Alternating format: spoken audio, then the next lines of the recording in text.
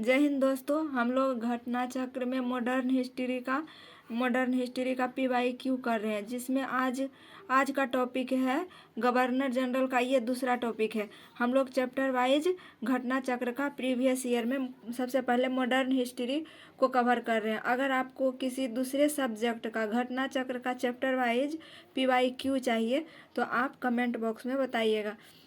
तो चलिए, आज का पहला क्वेश्चन होगा कि निम्नलिखित युग्मों में से कौन सा सही सुमेलित नहीं है। तो इसमें सही सुमेलित कौन नहीं है जो पूछ रहा है, तो करा कि बक्सर का युद्ध 1764 में हुआ था। ये सही है। और इसमें कह रहा है कि ऑप्शन बी में है कि सहायक संधि 1863 में हुआ था। तो नहीं, सहायक संधि 1863 में नहीं हुआ था। सहायक संधि हुआ था 1798 में। ये गलत हो जाएगा। उसके बाद अगला है कि भारत में ईस्ट इंडिया कंपनी का एकाधिकार हो गया था 1833 के एक्ट में।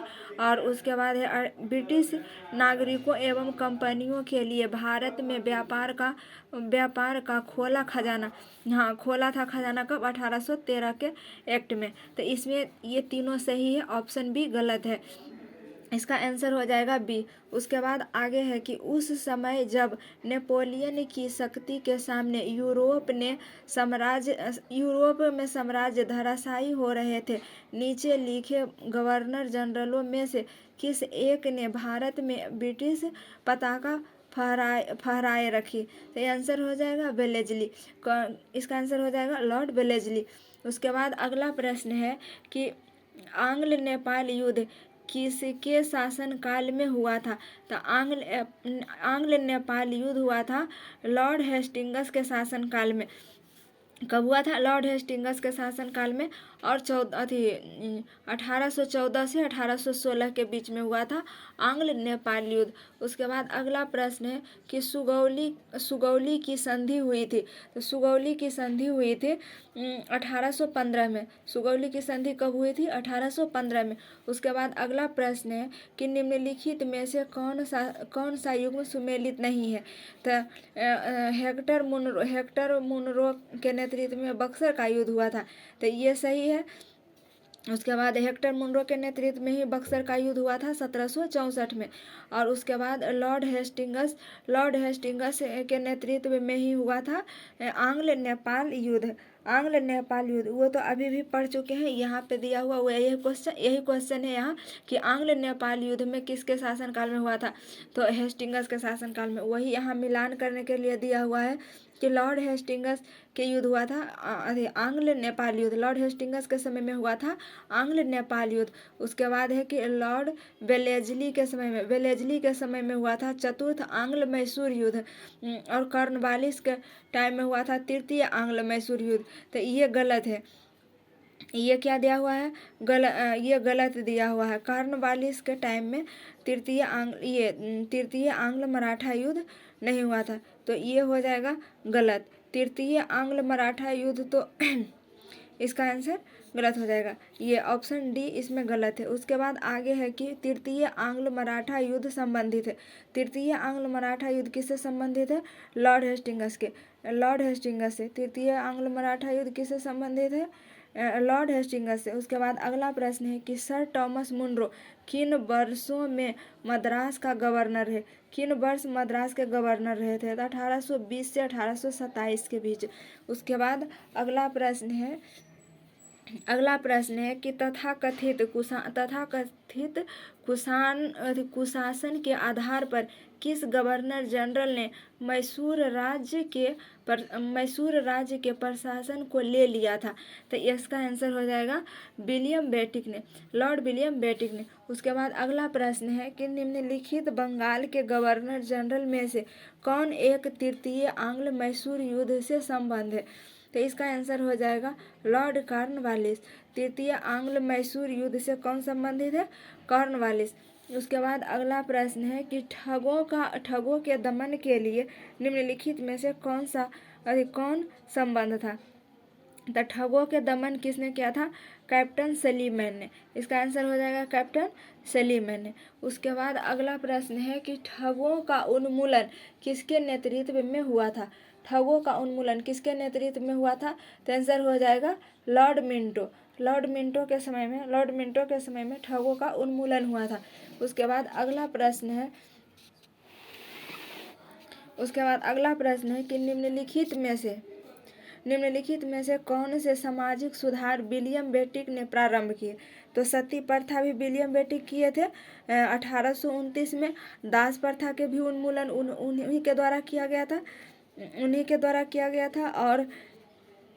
और उसके बाद धर्म परिवर्तन के कारण अयोग्यता के प्रावधान को हटाना, ये नहीं किया गया था उनके द्वारा।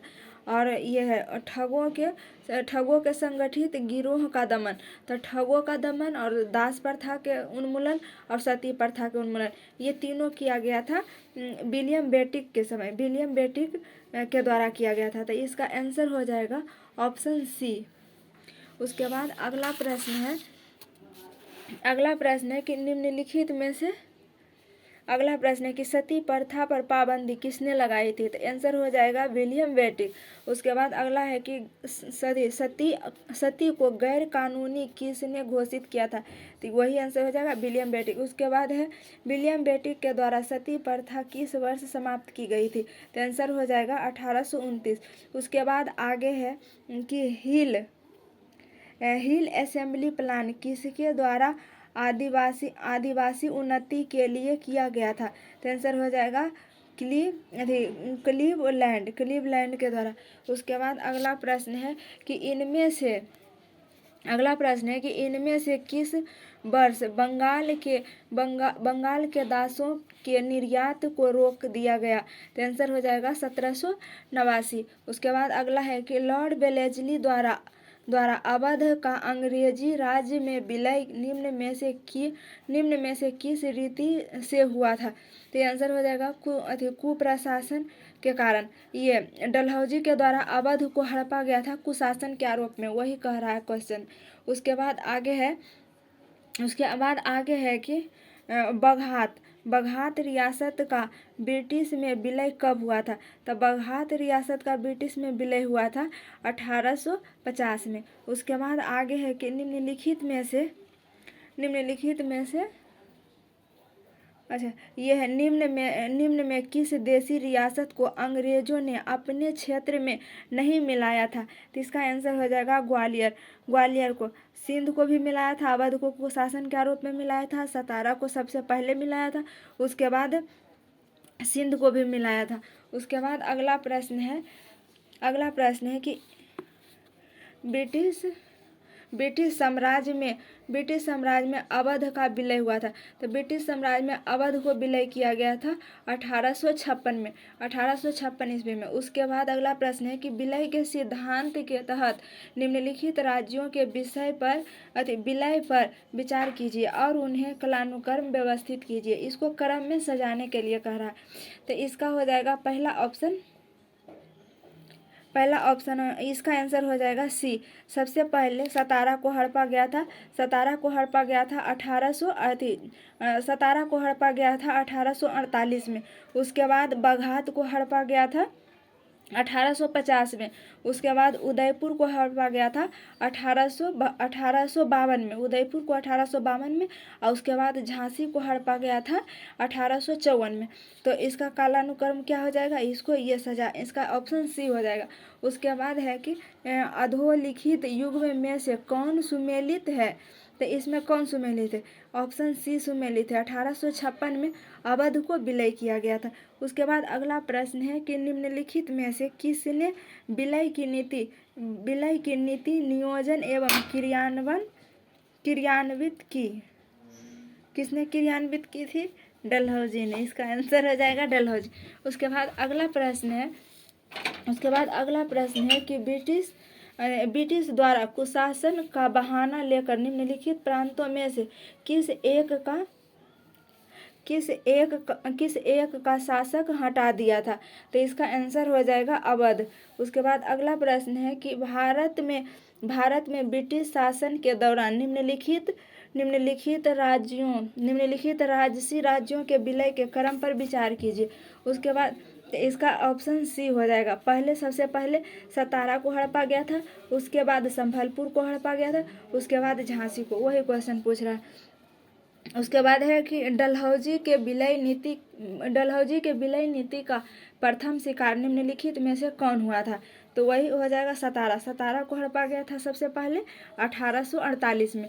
उसके बाद है कि डलहौजी की व्याप्तगत सिद्धांत के अंतर्गत विलय किया गया प्रथम राज्य कौन था? तो वही सतारा।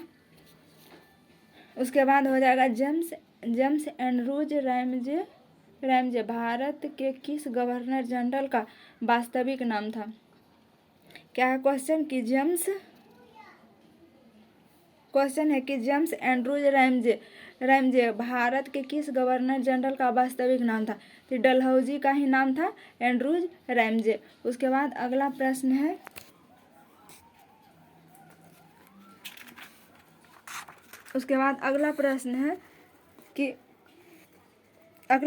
है कि अंग्रेजों द्वारा सिंध विजय संपन्न हुआ था। तो इसका ऑप्शन हो जाएगा ए, लॉर्ड एलनबरो के समय में। उसके बाद अगला प्रश्न है कि किसने सिंध विजय पर उसका अधिकरण किया था? तो आंसर हो जाएगा सी, नेपियर ने। उसके बाद अगला प्रश्न है कि सिंध पर ब्रिटिश ने कब्जा किया। तो सिंध पर ब्रिटिश ने कब्जा किया था 1843 में। 1843 में कब्जा किया था। उसके बाद आगे है कि सिक्किम का बंगाल में विलय किसने किया? सिक्किम का भारत में विलय किसने किया? सॉरी, क्या चीज लिखा? सिक्किम का भारत में विलय किसने किया था? तो डलहौजी के द्वारा सिक्किम में भारत को विलय किया गया था। सिक्किम को भारत में विलय किया गया था। मिलेंगे नेक्स्ट क्लास में, तब तक के लिए जय हिंद।